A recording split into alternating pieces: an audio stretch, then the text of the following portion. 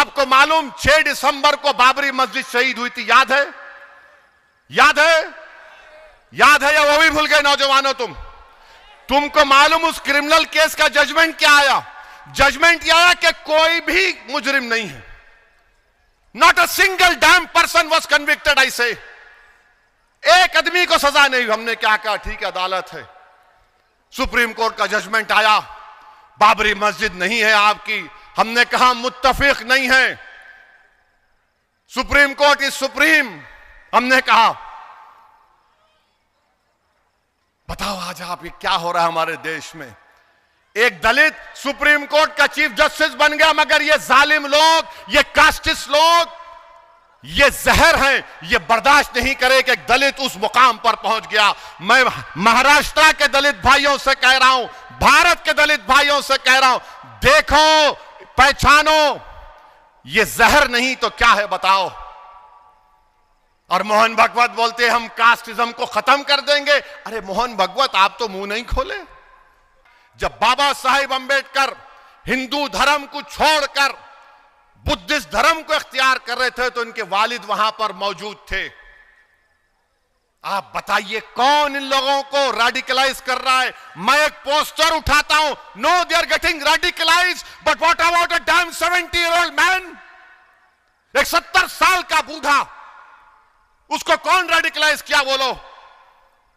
और बोला कि बरेली में बुलडोजर, क्यों बुलडोजर का जजमेंट गवाही साहब दिए थे, ओरल ऑब्जर्वेशन था, कोई ऑर्डर पास नहीं हुआ तो सनातन धर्म का अपमान नहीं सहेंगे।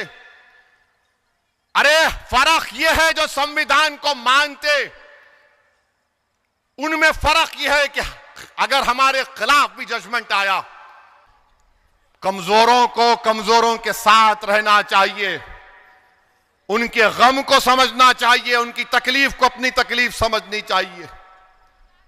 ये जुल्म है सुप्रीम कोर्ट में। अच्छा, पुलिस कुछ नहीं कर रही, दिल्ली पुलिस माशाअल्लाह, नहीं कंप्लेन नहीं आया, क्या करेंगे? अच्छा, कंप्लेन देना आपको, क्या बात है? तो क्या तुम सुप्रीम कोर्ट की अजमत के कायल नहीं हो? तुम क्यों हड़ताल नहीं कर रहे? तुम क्यों प्रोटेस्ट नहीं कर रहे? इसलिए नहीं कर रहे तुम क्योंकि एक दलित के ऊपर एक बड़ा आदमी जूता उठाकर फेंका। और ये चीफ जस्टिस के पिताजी जब बाबा साहेब अंबेडकर हिंदू धर्म को छोड़कर बुद्धिस्ट धर्म को इख्तियार कर रहे थे तो इनके वालिद वहां पर मौजूद थे। आप बताइए कौन इन लोगों को रेडिकलाइज कर रहा है? मैं एक पोस्टर उठाता हूं, no they are getting radicalize, but what about a damn 70-year-old man? एक 70 साल का बूढ़ा, उसको कौन रेडिकलाइज किया बोलो? और बोला कि बरेली में बुलडोजर, क्यों बुलडोजर का जजमेंट गवाही साहब दिए थे, ओरल ऑब्जर्वेशन था, कोई ऑर्डर पास नहीं हुआ तो सनातन धर्म का अपमान नहीं सहेंगे। अरे फर्क यह है जो संविधान को मानते,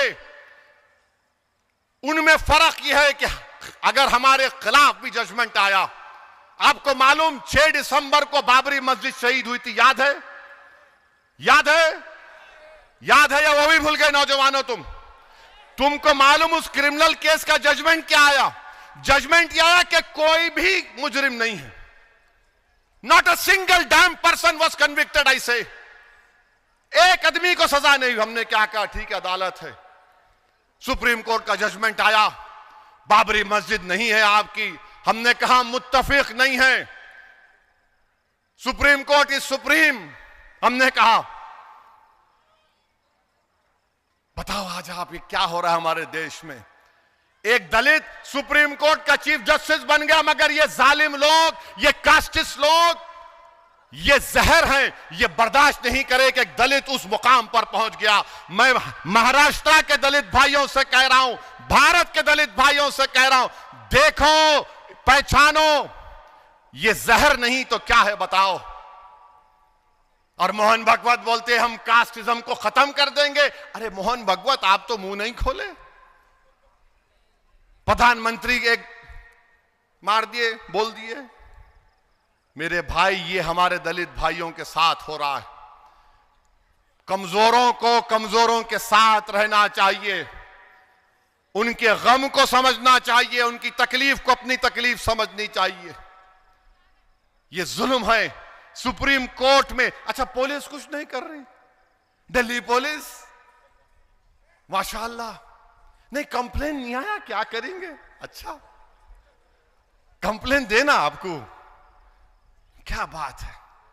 अब फिर आप आ जाइए मुद्दे पे कि यहां पर मैं आया, पिछले बार हम क्यों नहीं आए? इसलिए नहीं आए क्योंकि यहां पर छोटा सा वाकया हुआ। पुलिस तो बोली आ जाओ, मैं बोला नहीं, बच्चे गिरफ्तार हुए, उनके माँ बाप तकलीफ में होंगे, शहर को पुरअमन रखना है, मैं जलसा बाद में करूंगा। इम्तियाज जलील साहब, हमारे रुकने बल्दिया साहब नाराज भी हो गए, क्या असद भाई टाइम देके नहीं आए? मैंने कहा नहीं, शहर का अमन हमारे लिए सबसे बड़ी चीज है, आज जलसा करने आया मैं, तो कोई परेशानी की बात नहीं है। मैं आपसे वादा करके जा रहा हूं, इंशाअल्लाह ताला दोबारा जब इलेक्शन में आऊंगा तो मुकुंदा नगर में पदयात्रा करूंगा, घर घर जाके तुम लोगों से मिलूंगा इंशाअल्लाह ताला। हर गली कूचों में जाऊंगा, तुम्हारा घर मेरा घर है, मेरा भी तुम पे उतना हक है, मैं आपके पास वारा आऊंगा। और ये लोग ये सब बड़ी बड़ी बातें करते, भाई फिक्र मत करो, मैं सुन सुन के कान पक गए मेरे।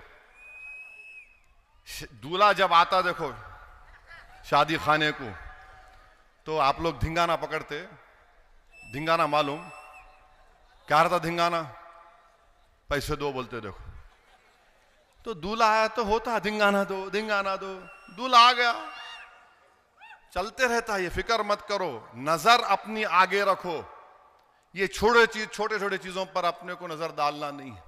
और मैं पुलिस को पूछना चाह रहा हूं, आपका इख्तियार है, आप BNSS में मेरे को नोटिस दिए, शायद पुलिस को नहीं मालूम कि जब ये बिल BNSS का पास हो रहा था, सेक्शन 168 पे मेरी तकरीर है, 35 मिनट्स में पार्लियामेंट में इतना लंबा बोला, इम्तियाज जलील बैठे हुए थे, 35 मिनट्स में बोला।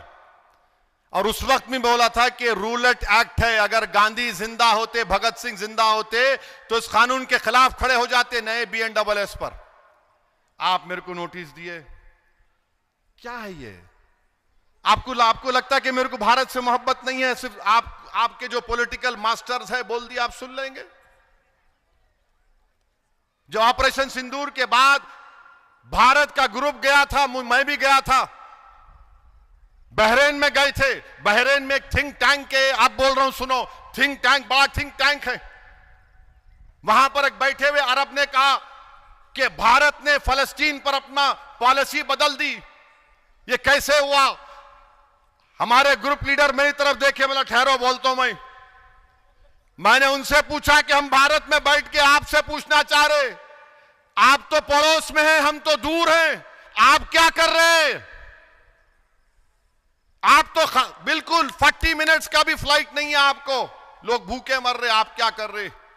फिर उसने चिढ़ के बोला, वो मेरे को थिंक टैंक का professor, what is it that you have done? मैंने हम तो पहले, आज भी हम फलस्तीनियों का एड का बजट हमारे पास है। खामोश हो गया वो बेचारा, परेशान हो गया। अरे मैं वहां जाके बोला, भारत की मोहब्बत में, किसी वजीर आजम की मोहब्बत में कभी ना बोलूंगा इंशाअल्लाह ताला, भारत की मोहब्बत में। और आप मेरे को नोटिस दे रहे, बकवास लिख रहे इसमें आप।